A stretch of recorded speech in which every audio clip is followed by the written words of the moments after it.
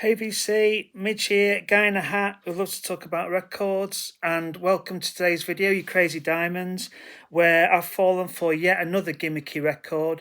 But it's okay because A, I love gimmicks, and B, it's one of my favourite albums of all time. So if you can't fall for a gimmick that involves one of your favourite albums of all time, then what can you fall for? It's just basically one of the, take my money now. It's like, you've reeled me in. It's another release on the Bad World label. I bought a vinyl fill record last year, if you remember, the Wet Leg one, which was good in a way because I knew that they were quality and they sounded good. So a couple of months ago, well, the end of last year really, Blood Records released a 50th anniversary edition of Wish You Were Here by Pink Floyd, and it was a really unusually coloured pressing, and as usual I was too late, and it's all ended up on eBay like Blood Records stuff normally does.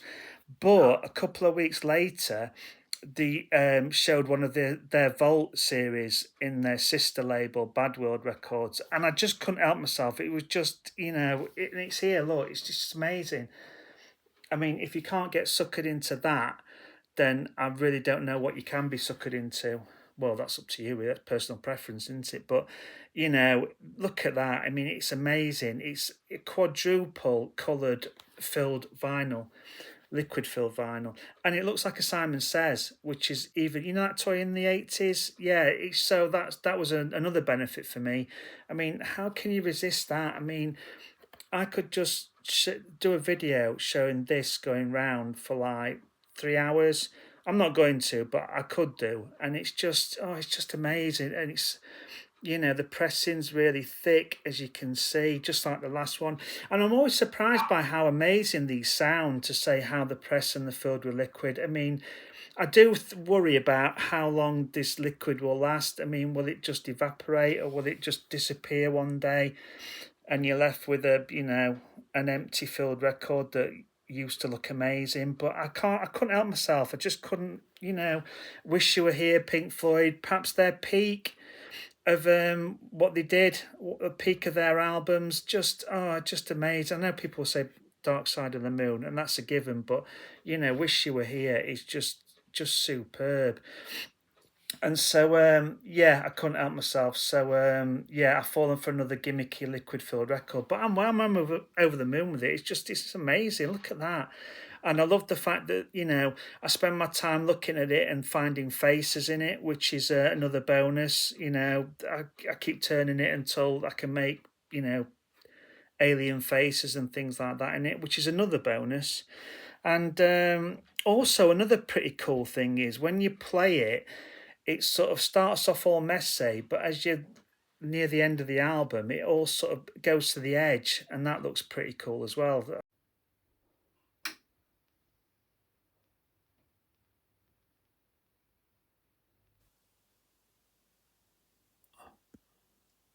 I suppose it's sort of like the centrifugal force, getting scientific now. That could be the term for it, but yeah, it looks pretty cool when it's spinning as well. Um, sorry, I could go on about this all day, but I won't. But it's just, take my money. It's just, and it's got like these little center partings, so the liquid doesn't mix. Well, at the moment, it doesn't mix anyway. So, I mean, just amazing to me anyway. So I'm not going to talk about the album itself too much because the stories are surrounding it are quite well known. But for me, it's my favourite Pink Floyd album. I think it just edges Dark Side of the Moon, and it's one of my all-time favourite albums, and I think especially David Gilmour shines on this album, no pun intended. His guitar work on here is just absolutely sublime. It's amazing. The central riff of Shine On You Crazy Diamond, that repetitive riff is just so well known. It defines the track. And his solo on Have a Cigar is just astonishing. It's one of my all-time favourite guitar solos. And obviously you've got the packaging itself and the imagery surrounding it by Hypnosis, which is just, again, it's just so uniquely identifiable as Pink Floyd. And it obviously centres around the twin concepts of the album by Roger Waters about absence and withdrawal in terms of Syd Barrett and his mental illness and his drug use, and just Pink Floyd's distrust of the record company machine in general, obviously highlighted by Have a Cigar and Welcome to the Machine. And it's also, reflected in the imagery of the album art with the businessmen shaking hands, and one of them's obviously been burnt by the deal, the expressionless face of the other businessman, and the handshake that means nothing. It's an empty handshake because the guy's getting burned by the deal. You've got the back cover picture, which I think Storm Thorgerson of Hypnosis said reflected a businessman selling his soul in the desert. Obviously, a faceless businessman, nothing to it. There's an absence of emotion, but they're selling you the product. And obviously the famous picture of the diver that's creating no sort of ripple or anything by his dive. The absence, again, reflected with Syd Barrett. And there's the famous story about Syd Barrett visiting the studios while they were recording Wish You Were Here, and the band members not recognising him because of his, his deterioration, and they're all very upset, which is a story I've never really sort of believed, to be honest with you. I find it hard to believe that Syd Barrett just turned up at Abbey Road and started wandering around the control rooms and things like that. I've always thought it was probably more likely that Pink Floyd knew they were working on a track inspired by him and invited him to the studio in the hope that he could contribute something to the track. And obviously when he turned up, it became very upsetting. It was obviously, very apparent that he couldn't really add anything to the track. So they concocted this story about him suddenly turning up and, at the Abbey Road studios that day. It seems a bit too much of a coincidence that happened, but it might be true, it might not, but I've always been a bit doubtful about that, to be honest with you. But it's a great story that adds to the myth of the album. And the veil image I've never really understood. At first I've always thought it was like an absence of wind, that the veil was floating, but there's no wind. But obviously you can see from the trees that there is wind. And people have always said there's a naked woman behind the veil, which I've never managed to spot. And I've tried quite hard, obviously, to spot her. But I don't get that image at all, although it's a great image. The other thing about the album is it's on nice, thick, glossy sleeve. No postcard, which I find strange. I know it's not a big deal, but it sort of ties in with the Wish You Were Here concept, with the with obviously it being a postcard, but it's not included this time. I think that's a bit of a strange omission, to be honest with you. But yeah, absolutely love this album, and so I couldn't resist, picking up a copy of a special edition of it, a gimmicky edition. So yeah, it's sort of, yeah, I couldn't resist it. Couldn't resist it. So I'm going to show it you one more time, because I mean, I can't get enough of this, and I don't think you should either. So I might do a 3-hour video where I just constantly turn it over. It'd be like a test card, wouldn't it? With me on it, just like, constantly turning it over and over again.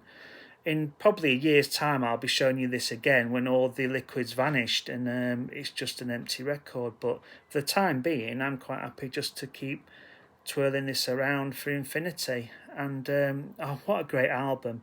What a great album! So if any record company executives are watching this, I'll send you a list of my favourite albums, and if you just fill them full of liquid, I'll just keep buying them. So yeah, you've got an easy market there, to be honest with you.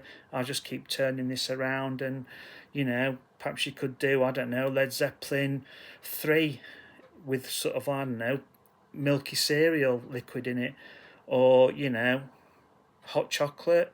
Hot chocolate, that'd be a good idea, wouldn't it? The band Hot Chocolate with hot chocolate liquid in. But I'm not sure people would pay high prices for their albums. But I'm wasted on it, shouldn't I? I should be an executive thinking of these sort of things, shouldn't I? But yeah, I'm getting hypnotised by this already. So you can leave me to it if you want. You can just turn the video off and just go, and I'll just keep doing this, and just keep taking the money from my account. And yeah, so yeah, I'll see you on the next video if I ever manage to tear myself away from this. I have played it. I played it quite a lot.